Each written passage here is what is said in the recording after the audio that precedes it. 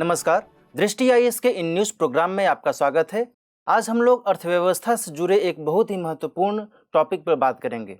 यह टॉपिक है एमएसपी यानी कि मिनिमम सपोर्ट प्राइस, जिसे हम लोग हिंदी में क्या कहते हैं, न्यूनतम समर्थन मूल्य।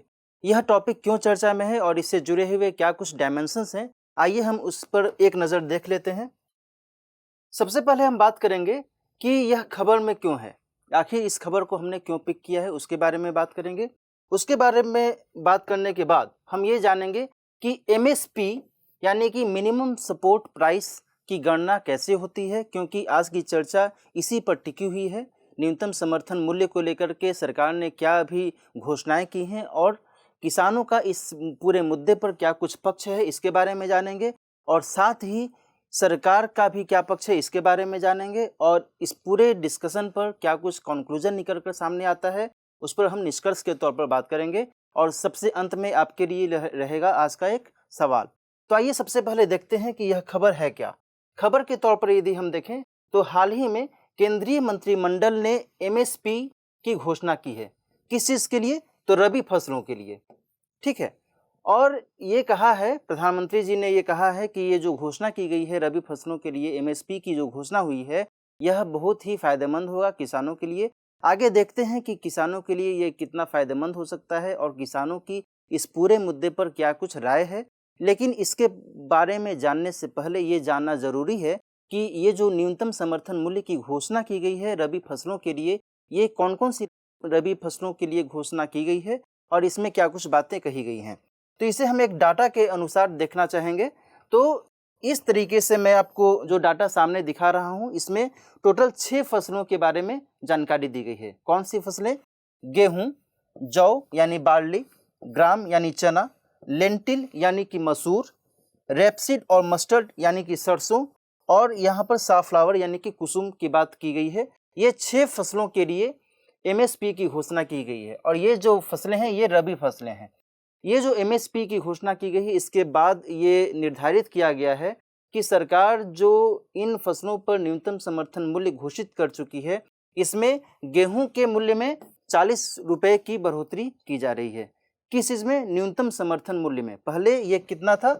1975 रुपये था, अब इसे बढ़ाकर 2015 रुपये किया गया है। उसी तरीके से जौ में भी बढ़ोतरी की गई है, 35 रुपये की बढ़ोतरी जौ में की गई है। उसी तरीके से यदि हम आगे देखें तो सबसे अधिक बढ़ोतरी 2 फसलों में की गई है, एक तो मसूर में और दूसरा रेपसीड और सरसों में। इन दोनों में 400 रुपये की न्यूनतम समर्थन मूल्य की बढ़ोतरी की गई है एमएसपी के अंतर्गत। अब यहाँ पर ये समझने वाली बात होगी कि ये जो गणना है एमएसपी की कैसे की जाती है और इसका मकसद क्या है। सरकार क्यों एमएसपी के माध्यम से किसानों को राहत देने की बात कहती है, इसमें क्या कुछ बातें निहित हैं और जो किसान हैं उनका इस पूरे मामले में क्या कुछ वर्तमान में पक्ष रखा जा रहा है। आपको पता ही है कि पिछले साल से किसानों का एक आंदोलन चल रहा है कि हमें आप सही तरीके से सहयोग नहीं कर रहे हैं और जो सरकार ने 3 कृषि कानून लागू किए हैं, उसका लगातार किसानों के द्वारा विरोध किया जा रहा है। इस बीच ये जो न्यूनतम समर्थन मूल्य की घोषणा की गई है, ये बहुत ही महत्वपूर्ण हो जाती है। तो आइए देखते हैं कि न्यूनतम समर्थन मूल्य की गणना कैसे की जाती है। एमएसपी की गणना की बात करें तो इनमें 3 चीज़ों पर आपको ध्यान रखना होगा। एक तो CACP, दूसरा CCEA और तीसरा एमएसपी। हम एक एक कर इन तीनों के बारे में समझेंगे तो अच्छे से और स्पष्ट समझ पाएंगे। पहला है CACP। CACP का मतलब होता है commission on agricultural cost and price, यानी कि कृषि लागत और मूल्य आयोग। यह एक संस्था है, कृषि लागत और मूल्य आयोग।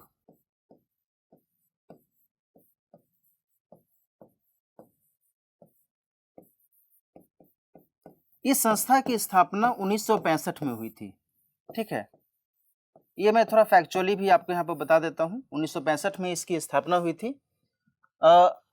जब इसकी स्थापना हुई तो उसके बाद से यह जो संस्था है ये सरकार को सिफारिशें देती है कि न्यूनतम समर्थन मूल्य कितना होना चाहिए और उसके हिसाब से जो सरकार है किन्हीं फसलों के बारे में न्यूनतम समर्थन मूल्य फाइनली तय करती है। ये संस्था टोटल 23 फसलों के लिए न्यूनतम समर्थन मूल्य की घोषणा करती है, जिनमें रबी और खरीफ फसलें शामिल हैं। ठीक है, तो 23 में से 22+1, 22+1 का मतलब ये हुआ कि 22 रबी और खरीफ फसलों के अंतर्गत जो फसलें आती हैं उनके बारे में, और साथ ही एक गन्ना का जो समर्थन मूल्य है वो इसके माध्यम से तय किया जाता है, CACP के माध्यम से वो तय किया जाता है। FRP यानी फेयर एंड रिम्यूनरेटिव प्राइस के अंतर्गत गन्ना का मूल्य तय किया जाता है। तो मैं यहाँ पर आपको क्लियर कर दूं कि ये जो व्यवस्था है, ये व्यवस्था CACP से शुरू होती है MSP की गन्ना की। CACP गणना करता है MSP की, और गणना करने के बाद वो एक कैलकुलेशन करने के बाद सरकार को रिकमेंडेशन देती है, और सरकार को जब रिकमेंडेशन मिल जाता है तब ये क्या है, ये है cabinet committee on economic affairs, यानी कि जो केंद्रीय मंत्रिमंडल की आर्थिक समिति होती है वह इस पूरी रिकमेंडेशन का आकलन करने के बाद और फाइनली घोषणा करती है कि अमुक फसल का जो MSP होगा वो इतना होगा, वो इस हिसाब से तय किया जाएगा। इसकी अध्यक्षता कौन करते हैं? इसकी अध्यक्षता प्राइम मिनिस्टर यानी कि प्रधानमंत्री इसकी अध्यक्षता करते हैं, और इसके बाद फाइनली जो है MSP को तय मान लिया जाता है, उसकी घोषणा कर दी जाती है। अब बात आती है कि MSP की घोषणा जब होती है तो इसको लेकर के क्या कुछ चीज़ें महत्वपूर्ण हैं। मैं आपको यहाँ पर बताना चाहूँगा कि वर्ष 2004 में MS स्वामीनाथन समिति का गठन किया गया था राष्ट्रीय कृषि आयोग के तहत। MS स्वामीनाथन, इनकी अध्यक्षता में राष्ट्रीय कृषि आयोग के अध्यक्ष थे, और इन्हीं की अध्यक्षता में जो है एक कमेटी का गठन हुआ था, और उस कमेटी ने सिफारिश की थी कि MSP का जो कैलकुलेशन है ये 3 आधारों पर किया जा सकता है, जैसे A2 प्लस FL और C2, ये 3 मेथड बताए थे। किसने? MS स्वामीनाथन की अध्यक्षता में जिस समिति ने सिफारिश दी थी MSP की गणना के लिए, उसने इन तीनों के बारे में बताया था कि MSP की गणना में इसको आधार बनाया जा सकता है, और उसके आधार पर आप MSP यानी न्यूनतम समर्थन मूल्य की गणना कर सकते हैं। अब यहाँ पर आगे बढ़ने से पहले मैं आपको ये स्पष्ट कर दूं कि आखिर सरकार न्यूनतम समर्थन मूल्य के बारे में क्यों बात करती है। न्यूनतम समर्थन मूल्य के माध्यम से सरकार चाहती है कि किसान जो अपनी फसल हैं, जो भी वो फसल खेत में उपजाते हैं, उसका उन्हें एक अच्छी उनकी उपज का एक अच्छी कीमत मिल सके। इस हिसाब से वो न्यूनतम समर्थन मूल्य की घोषणा करती है। सरकार धान और गेहूं की खरीद करती है इसके माध्यम से, और साथ ही अन्य जो फसलें होती हैं खरीफ और रबी की, इनके बारे में सरकार का ये मंतव्य रहता है कि न्यूनतम समर्थन मूल्य के आधार पर जब किसी भी फसल को बेचा जाएगा तो वो इससे किसानों को एक सुरक्षा मिल सकती है कि एटलीस्ट इतनी कीमत से अधिक पर ही वह फसल बिकेगी, अन्यथा उसे नहीं बेचा जा सकेगा किसी भी मंडी में, है ना। तो इस तरीके से बातें सरकार के द्वारा कही जाती हैं न्यूनतम समर्थन मूल्य को लेकर के। अब हम आगे बात करते हैं कि A2 प्लस FL और C2 ये क्या ऐसी चीज़ें हैं, इनमें क्या कुछ देखा जाता है।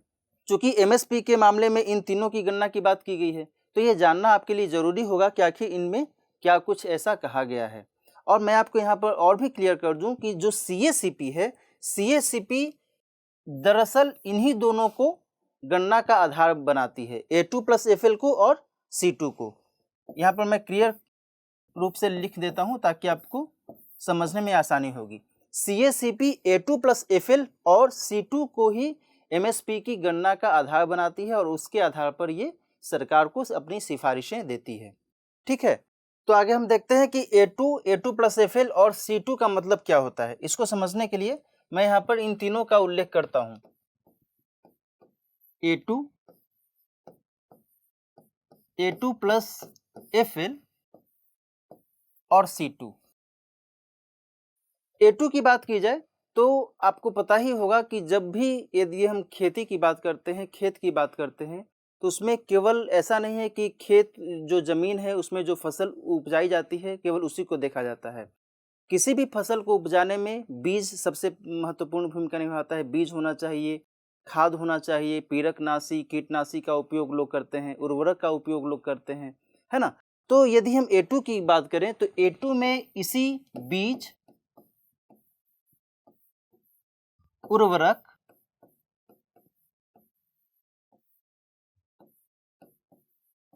कीटनाशी या पीरकनाशी, इंसेक्टिसाइड या पेस्टिसाइड, इनका इस्तेमाल किया जाता है खेती करने के लिए। तो A2 के बारे में कहा जाता है कि यदि इसके आधार पर यदि आप जो उत्पादन लागत है, कॉस्ट ऑफ प्रोडक्शन है, उसको आप जब उसके आधार पर यदि आप MSP की गणना कर सकते हैं तो ये आपके लिए बेस होगा A2। दूसरा है A2 plus FL। A2 plus FL में दो चीज़ें हैं, एक तो A2 के अंतर्गत जो आया वो, साथ ही फैमिली लेबर, है ना, यानी कि कृषि करने में पारिवारिक श्रम भी तो लगता है, तो पारिवारिक श्रम को भी यदि उसमें जोड़ा जाएगा A2 के साथ तो उसे A2 प्लस FL के अंतर्गत माना जाएगा। और जो स्वामीनाथन समिति ने कहा था वो यही कहा था कि यदि आप इसके आधार पर चाहें तो MSP की गणना कर सकते हैं। तीसरा स्वामीनाथन समिति ने क्या कहा था, तीसरा उसने कहा था C2। C2 का मतलब क्या हुआ, कॉम्प्रिहेंसिव कॉस्ट।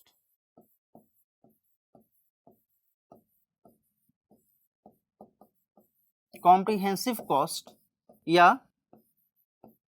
Complete cost.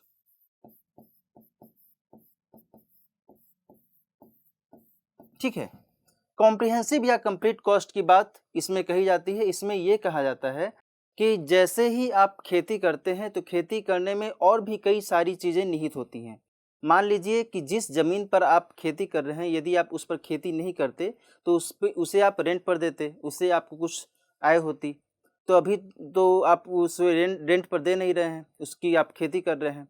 तो इसे एक कहा जा सकता है कि एक आरोपित लागत, इसको काउंट करने के तौर पर इसे देखा जाना चाहिए। दूसरा है कि जिस ज़मीन पर आप खेती कर रहे हैं उसमें आपने कुछ पूंजी भी लगाई होगी।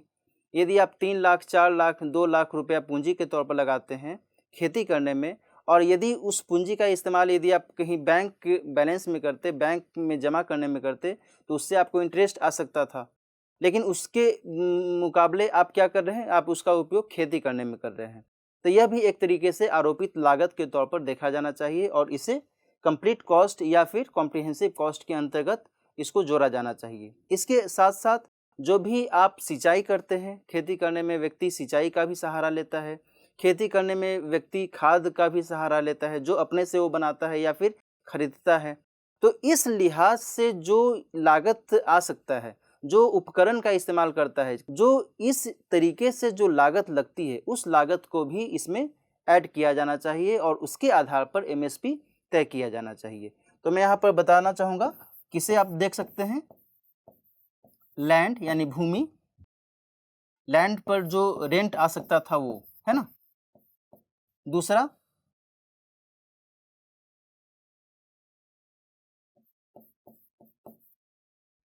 दूसरा है कैपिटल यानी पूंजी।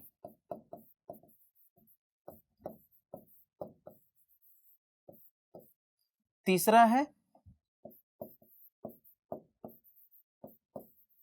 सिंचाई की लागत। चौथा है कृषि उपकरण की लागत।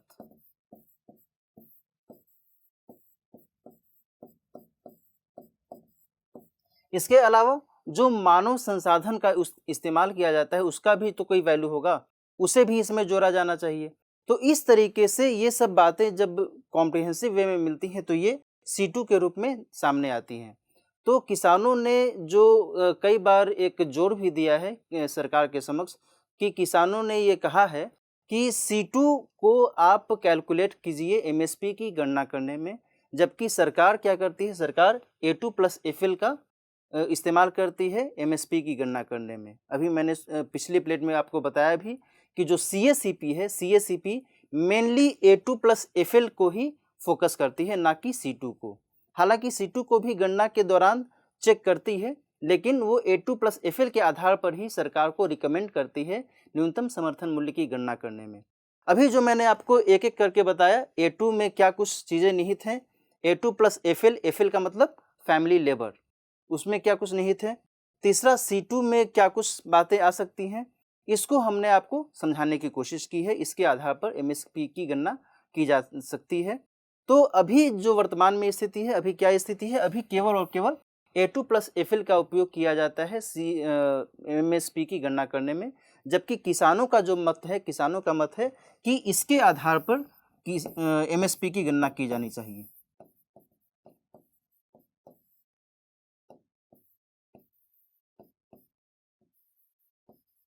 ठीक है ना। तो इस तरीके से आप समझ सकते हैं कि सरकार और किसान के बीच किस तरीके से खींचतान हो रही है न्यूनतम समर्थन मूल्य की वो तय करने को लेकर के। आगे हम बात करते हैं, आगे देखते हैं कि इस पूरे मामले में किसानों का क्या पक्ष है। किसानों के पक्ष की बात करें तो किसानों का कहना है कि सरकार जो है किसानों से बदला लेना चाहती है।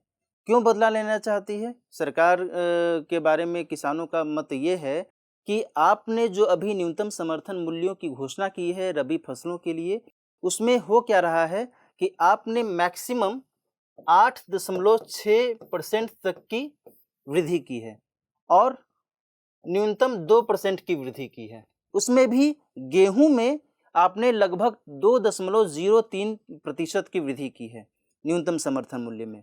तो यह दर्शाता है कि आप हमसे बदला लेना चाहते हैं। हमारा जो आंदोलन चल रहा है, इस आंदोलन को मद्देनजर रखते हुए आप हमारी जो बातें हैं उसको आप दबाना चाहते हैं और इस लिहाज से ही आपने इतना कम वृद्धि किया है ना। क्योंकि ये माना जा रहा है कि लगभग 12 सालों में सबसे कम वृद्धि हुई है गेहूं के न्यूनतम समर्थन मूल्य में। अब आप सोच सकते हैं, विचार कर सकते हैं कि सरकार का इस पूरे मामले में क्या कुछ पक्ष है, सरकार ने इस मामले में किस हिसाब से कार्य किया है। हालांकि सरकार का अपना जो एक सकारात्मक पक्ष है वो तो अलग ही है, उसके बारे में हम जानेंगे। लेकिन वर्तमान की जो वस्तु स्थिति है, वस्तु स्थिति के आधार पर आप समझ सकते हैं कि ये जो न्यूनतम समर्थन मूल्य की घोषणा की गई है, यह कितना ऊपर नीचे वाली स्थिति को दर्शा रहा है। आगे हम बात करते हैं तो किसानों का ये एक पक्ष ये भी है कि उत्पादन लागत की सही गणना नहीं की जा रही है ना। यानी कि उत्पादन लागत का मतलब क्या? कॉस्ट ऑफ प्रोडक्शन ही तो है उत्पादन लागत। और कॉस्ट ऑफ प्रोडक्शन के कॉन्टेक्स्ट में जब हम बात करते हैं तो जो मैंने पिछली प्लेट में आपको समझाने की कोशिश की है कि किसानों का मत है C2 के आधार पर, यानी कॉम्प्रिहेंसिव कॉस्ट के आधार पर MSP की गणना की जानी चाहिए, न कि A2 प्लस FL के आधार पर, है ना। तो किसानों ने हमेशा इस बात को दोहराया है, कहा है कि वर्तमान में जो स्थिति है वो ये है कि डीजल की कीमत बढ़ रही है, साथ ही यूरिया की कीमत तो नहीं बढ़ी है, लेकिन जितनी कीमत पर यूरिया पहले 50 किलो का एक बैग मिलता था, यूरिया का एक बैग 50 किलो का मिलता था, आज उतनी ही कीमत पर यूरिया का वो बैग 45 किलो का हो गया है। तो यूरिया भी एक तरीके से महंगा हो गया। जो किसान खेती करने के लिए ट्रैक्टर का इस्तेमाल करते हैं या फिर अन्य कृषि उपकरणों का इस्तेमाल करते हैं, उनके दाम में भी धीरे धीरे बढ़ोतरी होती जा रही है।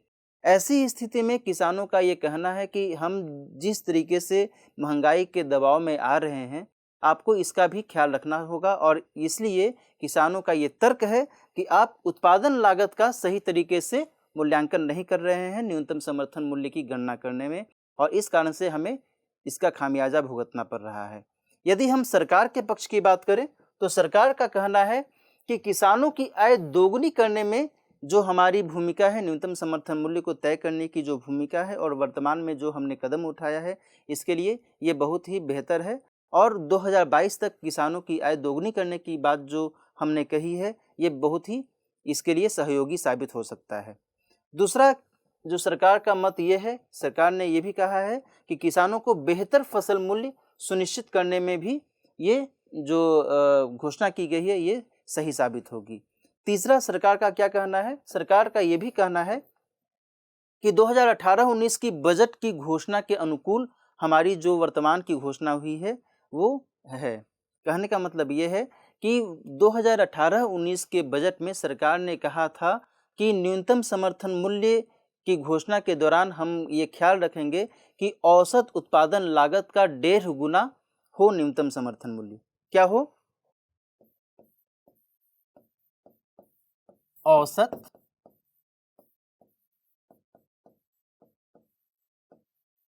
उत्पादन लागत, एवरेज कॉस्ट ऑफ प्रोडक्शन, इसका 1.5 गुना, है ना, क्या हो, एमएसपी हो। ठीक है, औसत उत्पादन लागत का 1.5 गुना हो न्यूनतम समर्थन मूल्य, इसके बारे में बात कही गई थी 2018-19 के बजट में। लेकिन अब बहुत ही मजेदार बात यह है कि सरकार ने ये जो एक बात कही थी 1.5 गुना करने की, ये सरकार अभी A2+FL के आधार पर सरकार कह रही है, ना कि C2 के आधार पर। आप समझ रहे हैं ना, A2+FL के आधार पर सरकार ने इस तरीके की घोषणा की बात कही है, न कि C2 के आधार पर, जो कि किसानों की डिमांड है। लेकिन सरकार तो अपना पक्ष रख रही है। सरकार ने कहा है कि नहीं भाई, हम तो 1.5 गुना बढ़ोतरी करने के लिए सोच ही रहे हैं, हमने घोषणा भी की है। आगे हम देखते हैं आगे क्या सरकार का पक्ष है। सरकार ने कहा है कि तिलहन दलहन की फसलों के उत्पादन पर जोर देना चाहते हैं हम। मैंने आपको जो शुरू में एक प्लेट दर्शाया था उसमें दिखाया था कि सरसों की जो एमएसपी है उसमें 400 रुपये की बढ़ोतरी की गई है ना। उसी तरीके से जो मसूर है उसके एमएसपी में भी 400 रुपये की बढ़ोतरी की गई है। तो आप समझ सकते हैं कि सरकार का जोर किस दिशा में है। सरकार यह चाहती है कि किसान विविध प्रकार की फसलों का उपयोग करें, विविध प्रकार की फसलें उपजाएं अपने खेतों में, और इसमें भी सरकार तिलहन और दलहन की फसल के उत्पादन पर अधिक जोर दे रही है। सरकार का मानना है कि यदि हम इसका आयात करने के बजाय हम इसमें आत्मनिर्भर होते हैं तो ये हमारे लिए बहुत ही महत्वपूर्ण होगा, और साथ ही हम जो है इसमें अच्छा से उत्पादन भी कर सकते हैं, और हम विविध प्रकार की जो फसलें हैं उसके उत्पादन में भी हम बेहतर काम कर सकते हैं। सरकार इसके अलावा ये भी कहती है कि हमने ई नाम यानी कि डिजिटल मंडी के रूप में हमने एक व्यवस्था अपनाई है जिसमें किसानों को सही तरीके से उनकी फसल की कीमत मिल सकती है। दूसरा, सरकार ने FPO यानी कि फार्मर प्रोड्यूस ऑर्गेनाइजेशन की व्यवस्था सरकार ने की है। इसके माध्यम से भी किसानों को अपनी उपज का बेहतर जो कीमत हो सकती है वो कीमत मिल सकती है। और तीसरा, PM आशा की बात की गई है। PM आशा का मतलब PM फॉर प्राइम मिनिस्टर। आशा का मतलब क्या हुआ, अन्नदाता आय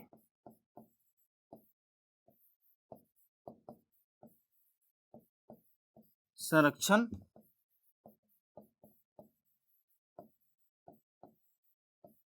अभियान।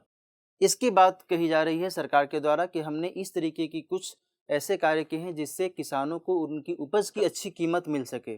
तो इस तरीके से सरकार ने अपना मत रखा है और किसानों का अपना मत है, जो मैंने आपको शुरू में बताया ही। तो कुल मिलाकर कहा जा सकता है कि वर्तमान में जो न्यूनतम समर्थन मूल्य की घोषणा की गई है भारत सरकार के द्वारा, यह एक तरीके से सही है, लेकिन किसानों की स्थिति को भी ध्यान में रखना होगा। किसानों की जो डिमांड है उसको भी ध्यान में रखते हुए न्यूनतम समर्थन मूल्य को इस हिसाब से तय करना चाहिए ताकि उनकी जो डिमांड है उसको भी फुलफिल करने की कोशिश की जाए। लेकिन वर्तमान में सरकार ने जिस हिसाब से अपना पक्ष रखा है उसको देखते हुए यही लगता है कि सरकार ने जो कदम उठाया है यह किसानों के लिए, किसानों की आय को सुदृढ़ करने के लिए बेहतर साबित हो सकता है। तो आज की चर्चा में इतना ही। अब इस पूरी चर्चा के आधार पर जो प्रश्न बन सकता है उस प्रश्न को हम एक नज़र देख लेते हैं। प्रश्न है, हाल ही में केंद्र सरकार ने रबी फसलों के न्यूनतम समर्थन मूल्य में बढ़ोतरी की है। सरकार के इस कदम के क्या निहितार्थ हैं, चर्चा कीजिए।